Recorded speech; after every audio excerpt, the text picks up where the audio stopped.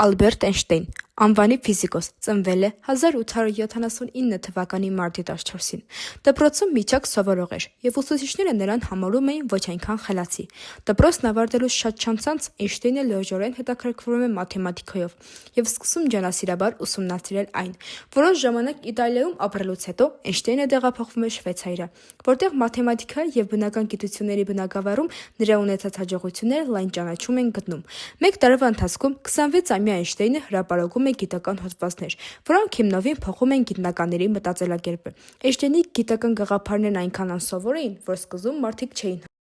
չէին կարողանում հասկանալ։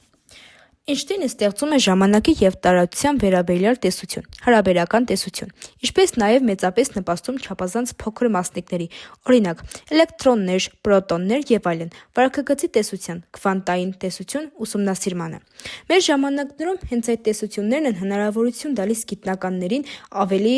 լավ հասկանալ ատոմների և տիեզերքի կառուցվածքը։ Հատկապես հետաքրքիր գաղափարներ էին արտահայտված նրա մշակված հարաբերականության տեսությունում։ Ըստ այդ տեսության, եթե որևէ մարմին շարժվի լույսի արագությանը մոտ արագությամբ, ապա այդ մարմնի համար ժամանակի ընթացքը կդանդաղի, նրա երկրությունը կփոքրանա, իսկ զանգվածը կաճի։ Այդ տեսության հիմնական դրույթներից մեկն այն է, որ լույսի արագությունը հաստատուն է և հավասար է վայրկյանում 300,000 կիլոմետրի։ Էյնշտեյնի տեսությանը նաև կապ է հաստատում էներգիայի և զանգվածի միջև և արտահայտում է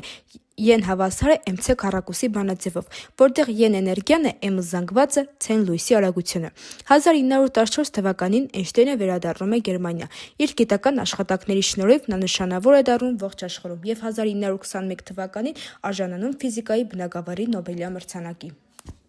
Գերմանիայում նացիոնալ-սոցիալիստական կուսակցության ազդեցության ուժեղացման ժամանակ, սակայն, ազգությամբ հրեա Ալբերտ Էյնշտեյնը հետևողականորեն ենթարկվում է ստորացումների և վիրավորանքների։ Ի վերջո, նա վճռում է թողնել Գերմանիան և 1933 թվականին արտագաղթում է ԱՄՆ, որտեղ էլ ապրում է մինչև իր կյանքի վերջը։